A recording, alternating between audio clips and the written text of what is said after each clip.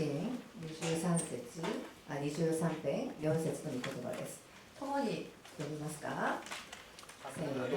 たとえ死の影の谷を歩むとしても、私は災いを恐れません。あなたが共におられますから。あなたの道とあなたの杖、それが私の慰めです。アーメン。本日は本堂からユジョンソ先生がお越しくださいました。하시나이다. 아멘. 오늘은 다윗의 인생을 한번 살펴보려고 하는데요. 다윗의 인생 중에도 20대에 집중해서 좀 살펴보려고 합니다. 오늘 본문에 나오는 말씀의 의미를 잠깐 살펴보자면은 내가 사왕의 음침한 골짜기로 다닐지라도 다닌다 하는 것은 머문다 하는 것은 아니고 걸어간다, 계속 걸어간다 그런 의미인데 의미를 찾자면은 성도가 우리가 겪는 고난이 거기 머무르는 정착지가 아니다. 지나간다.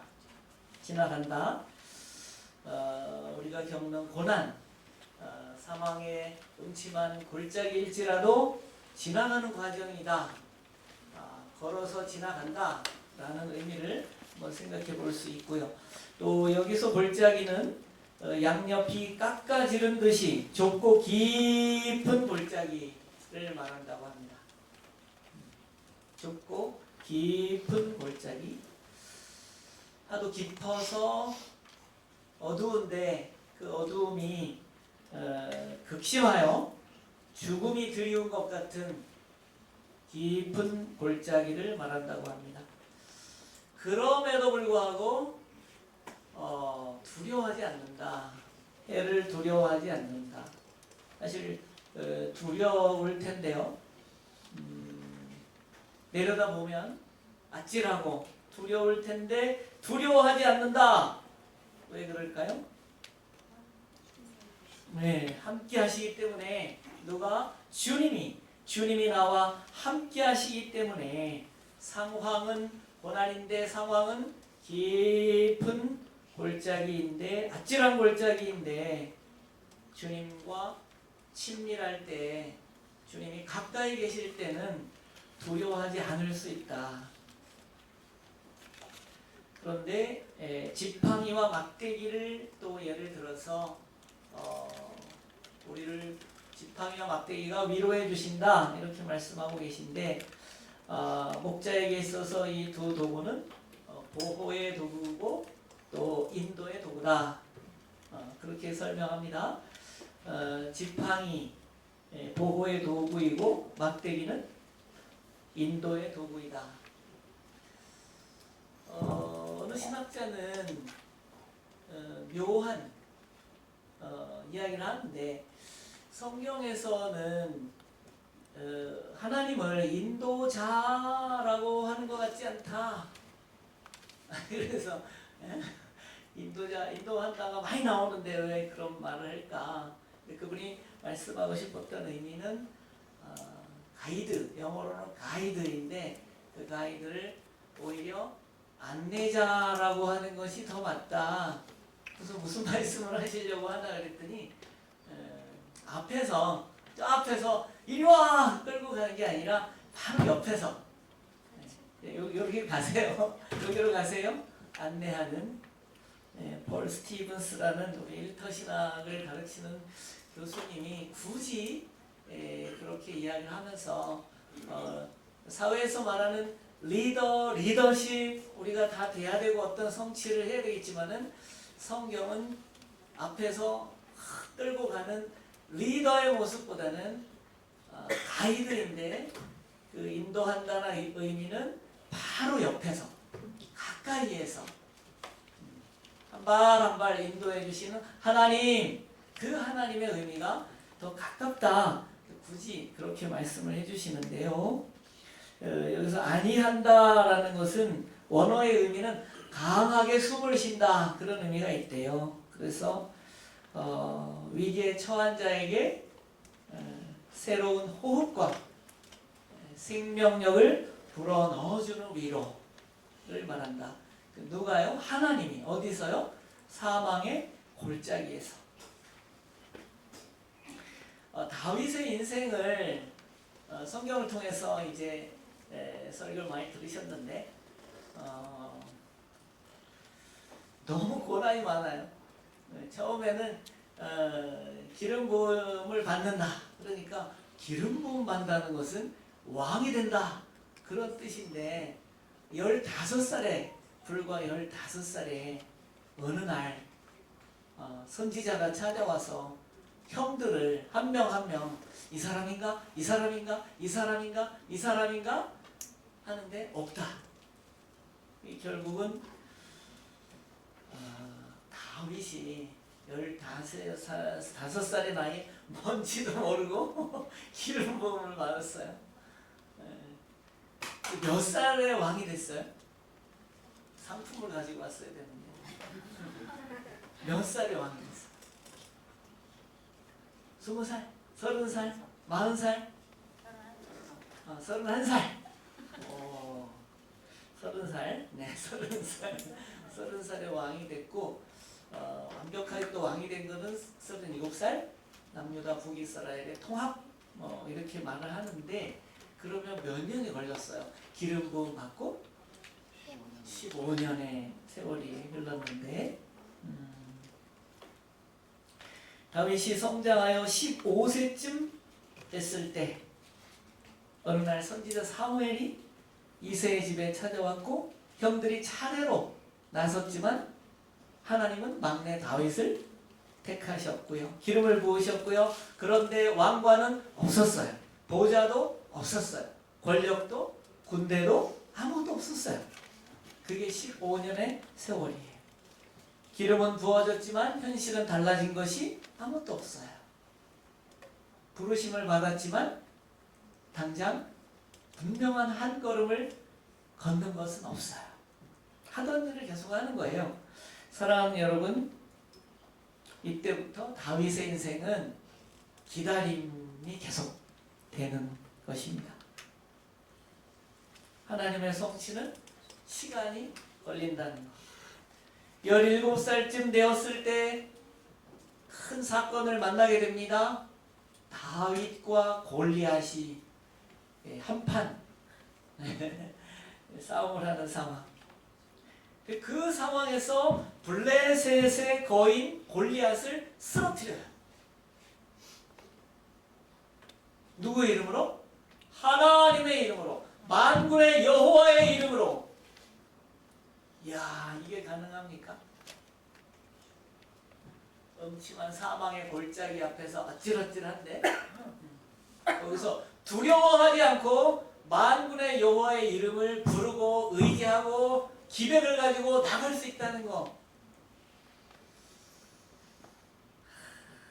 나 같으면 가능할까? 17살의 나이에 저는 하나님이 이 땅에 하나님이 없는데 왜 사람들은 저렇게 하나님을 믿을까? 하나님을 반대하고 대적하고 하나님이 없다는 것을 증명하겠다고 그러고 다 돌아다녔어요. 17살의 나이에 고등학생의 시절에 대학에 가서야 제가 거꾸로 졌는데 그 17살의 나이에 15살의 기름 부음을 받고 17살의 나이에 여호와의 이름으로 사망의 골짜기를 두려움 없이 건너뛰고 돌파하는 다윗의 모습을 볼 수가 있어요. 그냥 소년이 아니었고 이미 용사의 가능성을 보여주는 사건이었습니다. 그러나 승리는 질투를 부른다. 뭘 잘하지 못할 때가 좋아요. 뭐 하나 잘하면 시기해. 교회에서도 똑같아. 교회는 시기심이 더 심해. 이상하게.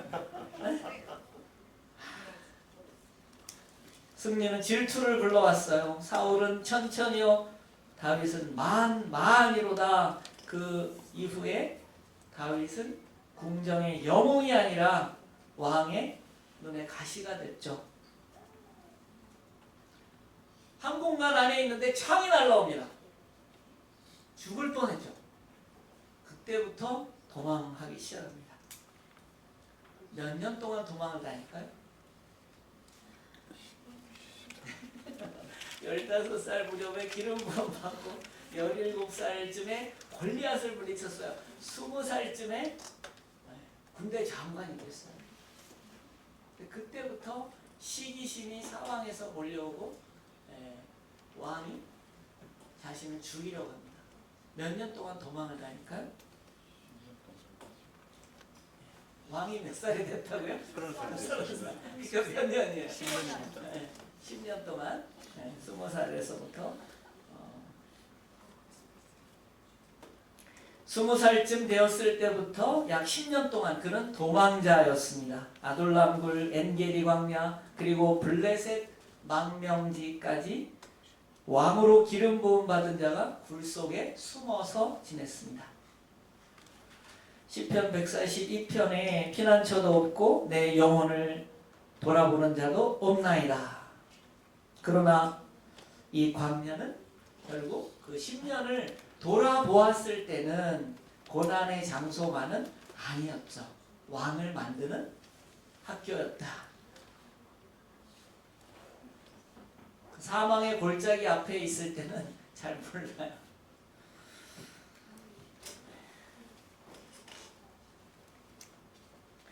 그 10년의 사이에 600명의 용사도 모이고 리더십은 훈련이 되고 하나님을 점점 의존하는 그런 훈련도 됐죠. 왕이 되기 전에 먼저 하나님의 사람이 되는 훈련을 받았습니다.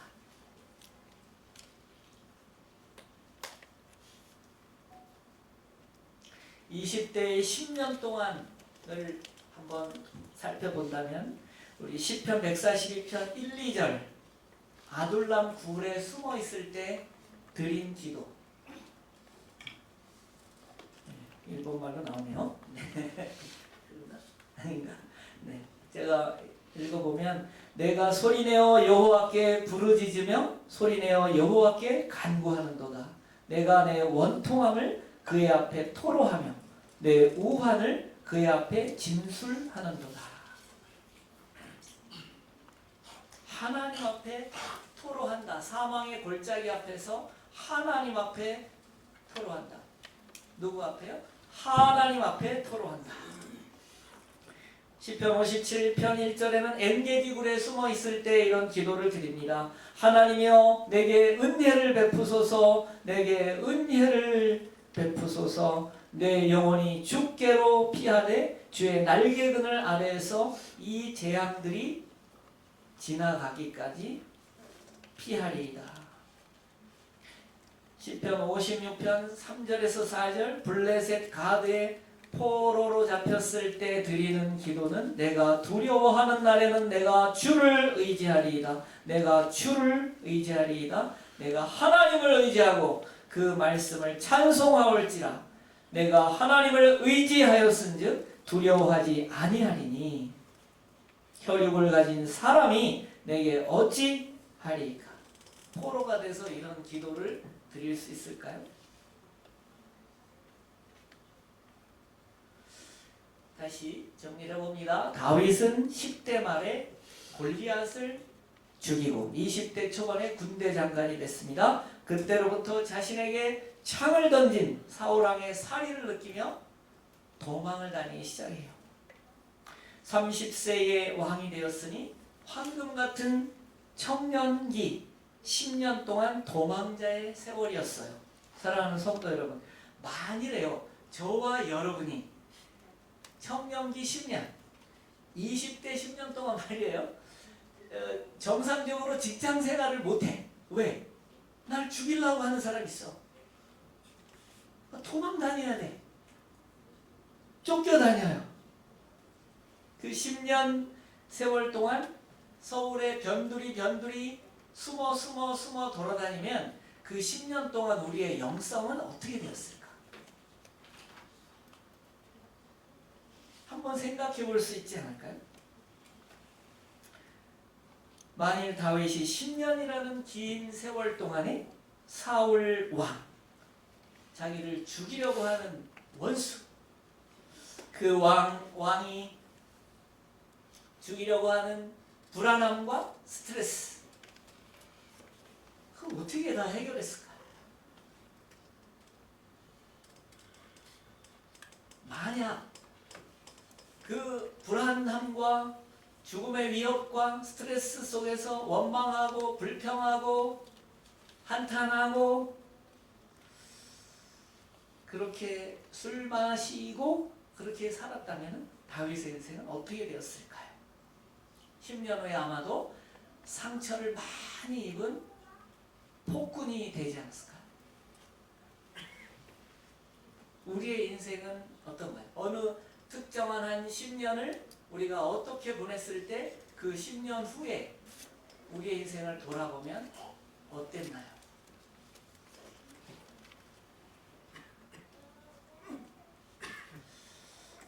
이런 상상을 해볼 수 있을 것 같아요. 억울하게 빼앗긴 10년을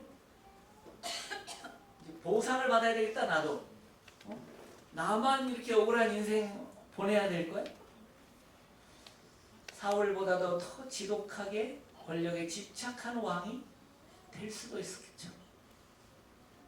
또 누가 나를 배신할지 몰라. 마치 사울 왕이 그랬던 것처럼 다윗을 의심하고 시기하고 쫓아다녔잖아요. 내 주변에도 다윗이 왕이 된 후에 내 주변에 누가 나를 음해할지 모른다. 배신할지 모른다. 공포에 시달리며 충신들조차도 끊임없이 의심하고 죄 없애 끊임없이 제거하는 편집증적인 왕이 됐을 수도 있지 않을까요? 광야에서의 고난이 연단이 아니라 상처로만 남았다면 그의 성품은 아주 냉혹하고 냉정한 그런 왕이 되었을 수도 있지 않을까요?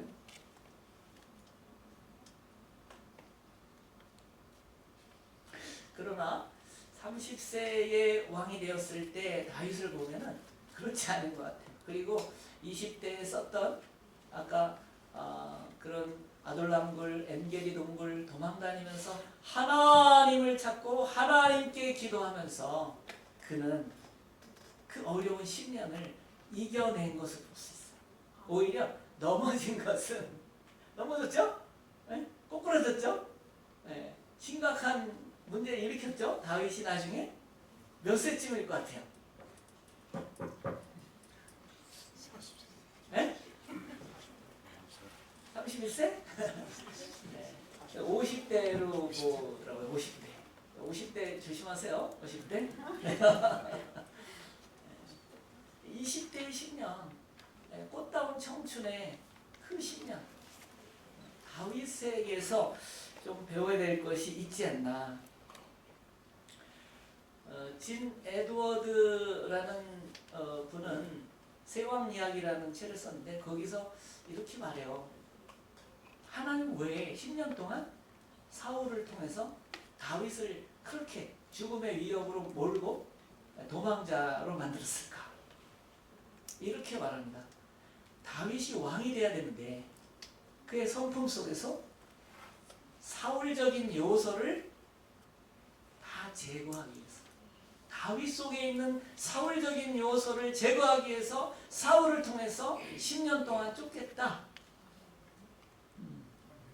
예.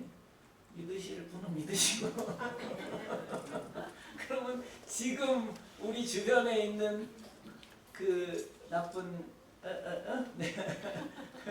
빌런들은 어떻게 우리가 해석을 해야 될까요? 나를 괴롭히는 사람, 나를 성가시게 하는 사람, 힘들게 하는 사람. 네, 알아서 하세요. 네. 다윗의 영성을 요즘 피터슨이라는 분은 현실의 뿌리박은 영성이다 이렇게 표현했어요. 그런 책을 썼어요. 현실의 뿌리박은 영성이다. 우리의 영성이 둥둥 떠다니는 추상적인 영성이 아니라면 우리의 삶에서 다윗이 10대 동안에 어떻게 그 어려움 속에서 하나님을 찾고 하나님을 의지했는지를 참고하면서 우리가 어디에 있든지 어떤 연령대에 있든지 좀 참고할 만한 부분이 있지 않을까를 세 가지로 좀 정리를 해본다면, 첫 번째는 다윗은 탄식으로 찬양하고 탄식으로 기도했다는 점을 볼 수 있습니다. 다윗은 원통함과 억울함과 스트레스를 자기의 감정으로 다 쏟아놓지 않고 꾹꾹 누르지 않고 하나님께 토로했다. 하나님께 기도했다는 점. 시편 13편 1, 2절에 보면 여호와여 어느 때까지니까 나를 영원히 잊으시나이까? 주의 얼굴을 나에게서 어느 때까지 숨기시나이까? 나의 영혼이 번민하고 종일토록 마음에 근심하기를 어느 때까지 하오며 내 원수가 나를 치며 자랑하기를 어느 때까지 하리까? 라는 것을 하나님 앞에서 하나님께 억울함을 쏟아냈습니다. 그러면 조용히 기도하기보다는 좀 이렇게 하셔야 되겠죠? 할렐루야. 예. 다윗은 사람에게 복수하는 대신 하나님께 탄원했습니다. 고통을 하나님께 풀어놓는 순간 그 고통은 나의 것에서 누구의 것으로 이동할까요? 하나님의 것으로, 하나님의 숙제로, 하나님의 과제로, 하나님의 돌보심으로 이동할 수 있다. 일본어 예배에서 이렇게 소리 지르면 안 되죠. 일본 가서도 소리 지르면 안 되는데 그렇게 훈련 받았는데 그죠? 조용히 해야 됩니다. 원통함과 억울함의 고통을 탄식하며 하나님께 풀어옵니다. 하나님께. 이것이 다윗이 10년 고통의 늪에 빠져 괴물이 되지 않고 10년 고통을 이겨내고 극복한 첫 번째 비결이 아닌가라고 하는 부분이고요. 두 번째 비결은 고통조차도 하나님께서 하시는 일이라고 인정하는 것. 하나님께서 하신 일이라. 이게 또 어려워요. 다윗은 사울을 죽일 기회가 있었죠. 2번이나 있었는데 죽이지 않았어요. 엔게리 동굴 10광야. 사무엘상 24장 6절에서 7절에 보면 자기 사람들에게 이르되 내가 손을 들어 여호와의 기름 부음 받은 내 주를 치는 것은 여호와께서 금하시는 것이다. 뭐 하시는 것이다? 금하시는 것이다. 그는 여호와의 기름 부음을 받은 자가 대민이라 하고 다윗이 이 말로 자기 사람들을 금하여, 자기 사람들을 뭐하여? 금하여 사울을 해하지 못하게 하니라. 기름 부음 받은 우리 코야스 목사님 제가 뒤에서 막 이렇게 얘기한 거 회개합니다. 여러분도 같이? 네. 우리 코야스 목사님 빨리 회복되고 강건해지시기를 축복합니다. 네. 네, 목사님뿐만 아니라 우리의 성도님들 다 기름 부음 받은 분들이고 다 사역자들이고 빈말한 거 기름 부음 받은 통역자를 뒤에서 험담한 거 회개합니다. 담임 목사님 빈말한 거 회개합니다. 전달하지 마세요. 네. 다윗은 현실의 고통을 하나님의 주권적인 섭리로 보았습니다. 이게 어려워요. 사망의 골짜기 앞에서, 나를 괴롭히는 사람 앞에서 어렵죠. 입이 이게 자동으로 풀리는데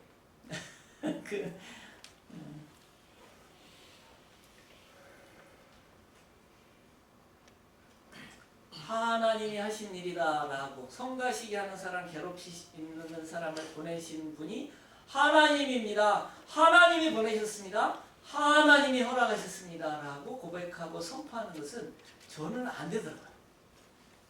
그러나 다윗에게는 이것이 10년의 고통을 이겨낸 비결이었다. 자기 자신을 죽이려고 하는 사울조차도 하나님이 인정하셨다. 하나님이 기름 부으셨다. 하나님이 보내셨다. 나는 괴롭지만. 세 번째는 광야를 지성소로 여기는 믿음입니다. 다윗에게 광야는 사울의 눈을 피해 숨는 도망처였지만 동시에 예배처였다는 거죠. 이것도 어려워. 시편 63편 1절에 보면 하나님이여 주는 나의 하나님이시라 내가 간절히 주를 찾되 물이 없어 마르고 황폐한 땅에서 곧 광야에서 또 비처에서 예배합니다. 내 영혼이 주를 갈망하며 내 육체가 주를 앙모하나이다. 내 육체는 죄 짓는 통로죠. 내 육체 중에 눈이 죄가 들어오는 통로고 귀가 죄가 들어오는 통로고 손과 발이 죄를 짓는 도구죠. 내 육체가 주를 앙모하나이다. 이렇게 고백합니다. 정리합니다. 다윗은 원망과 불평이 쏟아져 나오는 사망의 음침한 골짜기 앞에서, 절벽 앞에서, 메마른 광야에서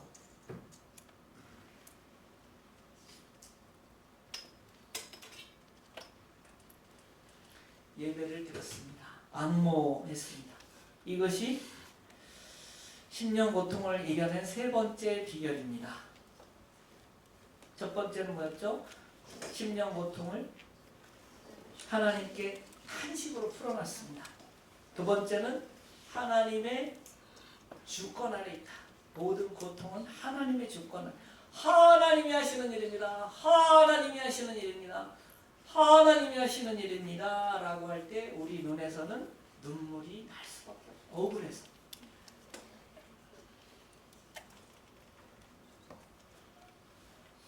제가 그랬는데요.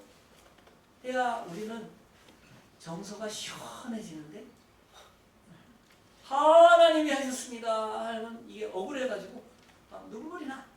피눈물이 날 수도 있어. 다윗은 그렇게 한 측면이 보인다는 거예요. 그리고 광야도 성소요 예배처로 삼는 믿음으로 이겨냈습니다. 마무리하겠습니다. 사랑하는 성도 여러분, 다윗이 15세의 기름 부음을 받고 왕이 되는 데는 15년의 세월이 흘렀습니다. 이 가운데 10년은 극심한 죽음의 유정서先生に祝祷をしていただきます。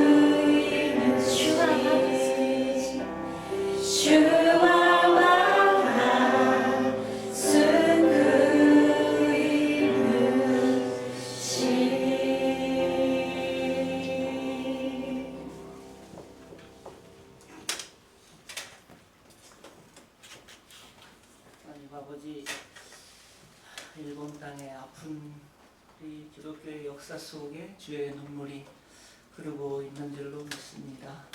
일본 땅을 향한 주님의 눈물이 우리의 심령을 타고 흐르게 하여 주시고 우리 인생의 어느 때 주 앞에 주의 눈물이 흐르는 헌신이 일본 땅에서 있게 하여 주시기를 기도합니다.